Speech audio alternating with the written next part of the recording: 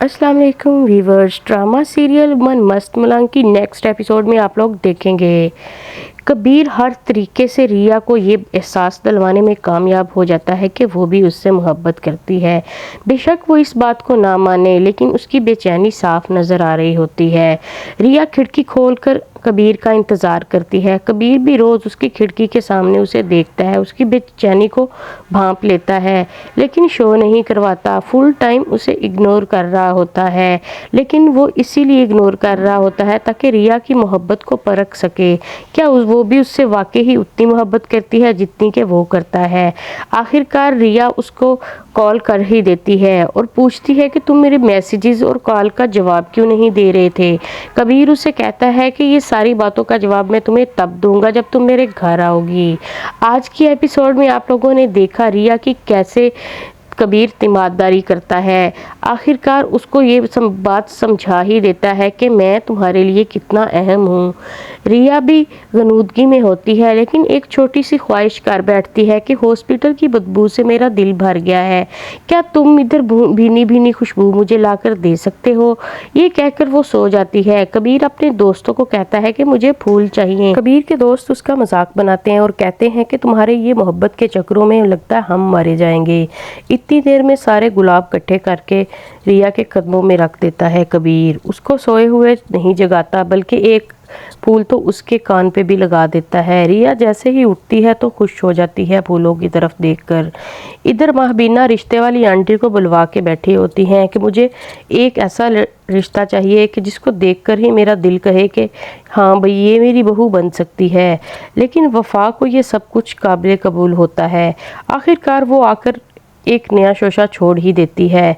इधर वो अपनी बहन को समझाने में कामयाब हो जाती है कि मिन्हा, अगर तुम्हें इस घर में रहना है तो तुम्हें मेरी बात माननी ही होगी। तुम्हें कबीर के करीब जाना होगा ताकि कबीर तुम्हारे अलावा किसी और को ना सोचे। इधर रिया को कशफ भी समझाती है कि देख लो, कबीर ने तुम्हारे इर्द गिर्द फूलों की बहार ला दी है। क्या तुम अभी भी उससे खुश हो? अभी भी तुम उसे अपना दुश्मन ही मानती हो? इतनी देर में वफा आती है महबीना के पास कि कबीर को अस्मा ने गोली लगा दी है और अपनी बहन के कान में सरगोशी करती है कि मैं इसको नहीं बताऊंगी कि कबीर को कुछ नहीं हुआ। जितना इसने मुझे रुलाया है इसको भी तो रोना चाहिए। लेकिन कबीर उतनी देर में आ जाता है। उसकी माँ उसे गले लगाकर कहती है कि आज के बाद तुम उस घर नहीं जाओगे। इतनी देर में मुबीन आकर सारी सच्चाई बता देता है। इसने पहले ठेका दिया, अब जाके दुश्मन के घर पर बैठा था।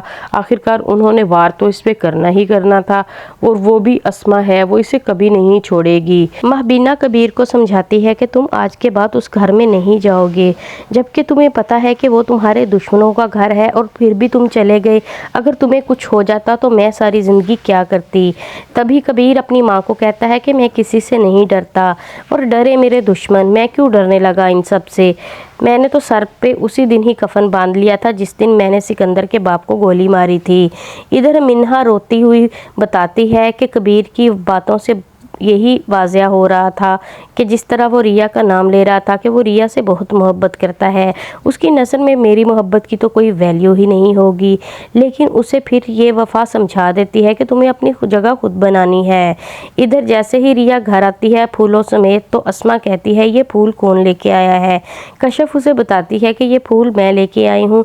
तभी अस्मा कहती है अगर तुम कहती हो तो यकीन कर लेती हूँ, लेकिन तुम्हारी बात पे भी मुझे यकीन कम ही आता है। तभी रिया अपनी बहन को समझाती है कि अब कब तक ये दुश्मनी निभाएंगी, लेकिन वो कहती है कि इसी वजह से तो मैं ज़िंदा हूँ।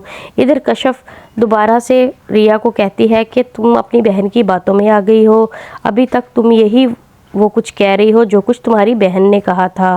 क्या तुम्हें ऐसा लगता है कि तुम कबीर के साथ अच्छा कर रही हो? तुम्हें खुद भी तो सोचना चाहिए, जो काम तुम्हारे बहन भाई नहीं कर सके वो कबीर ने किया है। इधर अपनी बहन की बातों का असर लेकर मिन्हा पहुंच जाती है कबीर के पास अपनी मोहब्बत जतलाने के लिए, लेकिन कबीर उसको वैसे ही ट्रीट करता है जैसे पहले करता है। और जैसे ही वो बाहर आती है तो वफा उसे शाबाश दे रही होती है कि तुमने बहुत अच्छी एक्टिंग की है। बार बार इग्नोर करने पर रिया के कबीर पहुंच जाता है रिया के घर और उससे पूछता है कि तुम मेरी तरफ एक कदम बढ़ाओ, मैं तुम्हारी तरफ 100 कदम बढ़ाऊँगा। लेकिन रिया उसको रिफ्यूज़ कर देती है और उसे कहती है कि मैं तुम्हारी मोहब्बत की खातिर तुम्हारी जान नहीं ले सकती। मुझे पता है कि یہ تمہارا قدم کنویں کی طرف جاتا ہے اور میں تمہیں ایسے نہیں جانے دے سکتی، اس لیے میں تمہاری طرف کوئی ایسا قدم نہیں بڑھاؤں گی اور نہ ہی تمہاری حوصلہ افزائی کروں گی۔ تبھی کبیر پوچھتا ہے کیا تم میرے بغیر رہ لو گی؟ تو ریا کہتی ہے کہ خوشی سے۔ کبیر اس کی اس بات سے ڈسہارٹ ہو کر چلا جاتا ہے، لیکن دوسرے دن ریا پہنچ جاتی ہے ٹیوشن پڑھنے کے بہانے اسی جگہ پر، لیکن کبیر نہیں آتا۔